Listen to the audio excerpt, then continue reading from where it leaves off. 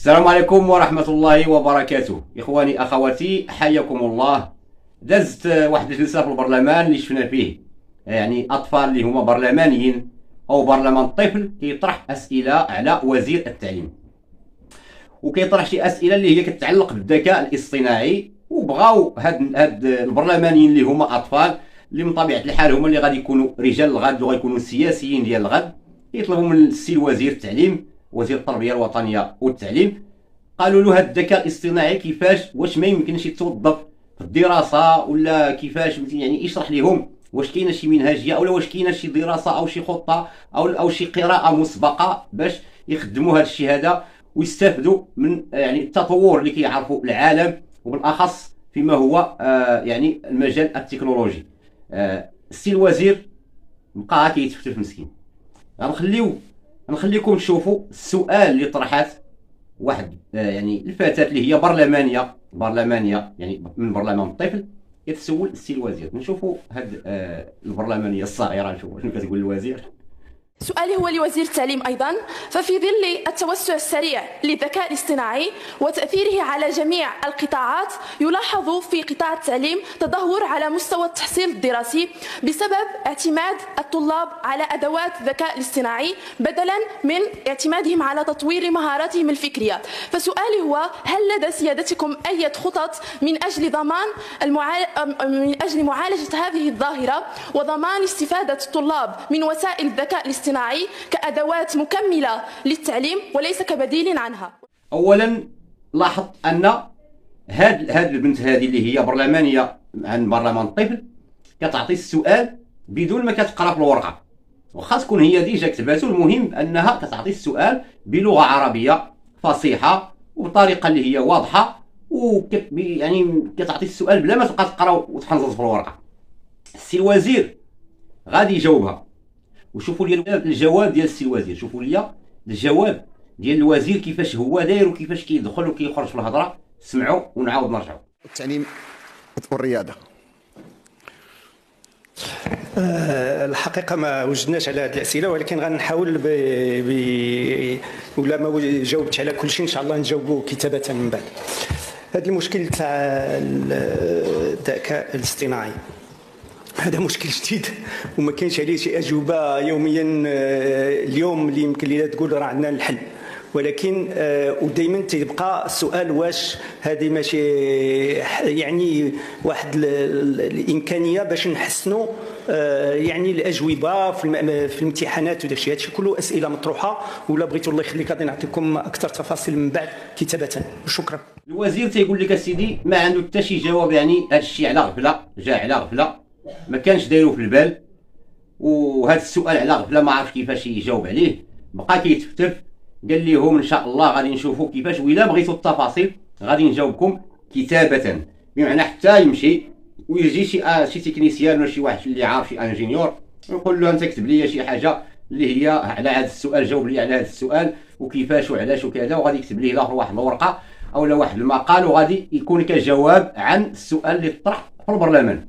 هنا غادي نفتحوا واحد القوس وغندخلوا للكفاءه ديال الوزراء اللي كيسيروا الشأن الداخلي ديال اللي كيهم المواطن المغربي، بمعنى الامور السياسات العموميه اللي هما هاد الناس هادو اللي كيسيروهم شادين القطاعات واحد العدد كبير. كنتسائلوا شكون هادو الناس اللي جايبين هاد الماركه، شكون اللي جايب هاد الوزير اللي ما عرفش يجاوب على سؤال بسيط وبالتلقائيه وبالعفويه، بمعنى خص يكون وزير عنده الباجاج في عقله، يتسولوا سؤال مفاجئ تلقى عنده الجواب. مثلا كاين بعض الوزراء اللي هما كفء، مثلا بوريطه ملي كيمشي لشي ملتقى او لشي ندوه صحفيه في شي بلاصه تكون خارج المغرب، وزير الخارجيه كيعطيوه السؤال يعني مفاجئ، كيجاوب وعنده ما يقول وداك الشيء مضبوط والارقام اللي بغيتي كاين. هذا وزير التربيه والتعليم ما فاهم والو في التعليم وما عارف ما يقول، قال لهم تا سمحوا لي حتى نمشي ونكتب لكم ورقه. هنا غتبان ان العمل السياسي في المغرب وصل الى الحضيض. كاين غير باك صاحبي، كاين غا جيب هذا في شركه ديال هذا، الاخر مدير ديال هذا، الاخر ديال هنا، ملي كتشوف واحد العدد ديال الوزراء بالاخص اللي كاين في التعديل الحكومي، من بينهم الوزير هذا، من بينهم هو راه واحد منهم اللي دار غير مؤخرا في التعديل الحكومي الاخير، هذا السيد هذا وعداد منه يعني جاو عن طريق رئيس الحكومه عزيز اخنوش. كتلقى هذا المدير ديال، لانه هو عنده الهولدينغ، عنده واحد العدد كبير ديال الشركات، كتلقى هذا مدير ديال الشركه، الاخر مدير هنا، الاخر، يعني داك الشيء غير بيناتهم. وهذا الشيء هذا هو اللي خصو يتعالج. اكبر نقطه اللي خص يطرد لها البال هي هذه المساله هذه.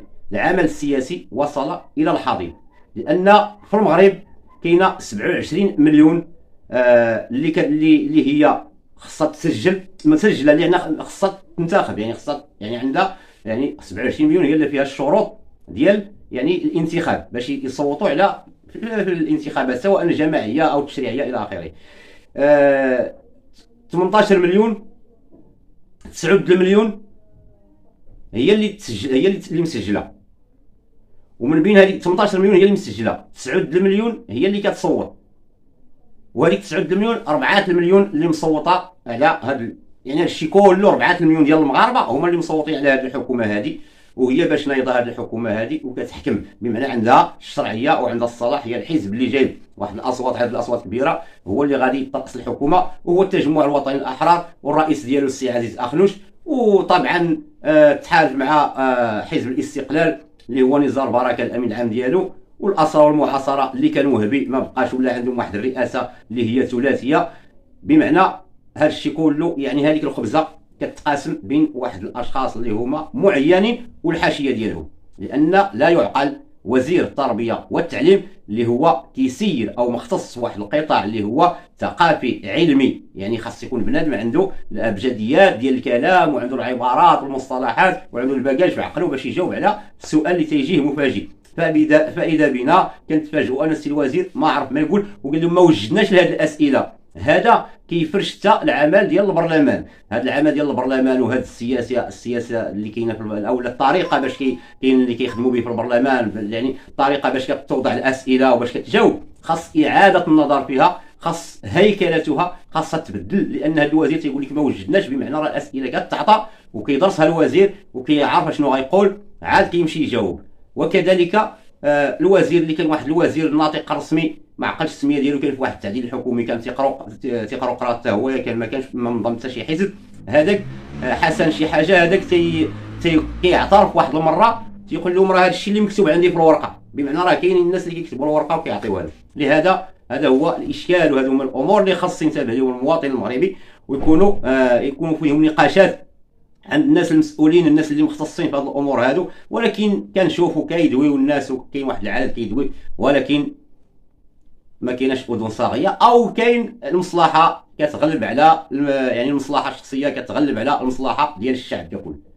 اخواني اخواتي، كان معكم اخوكم سعيد المنادي، الى فيديو قادم بحول الله، حياكم الله.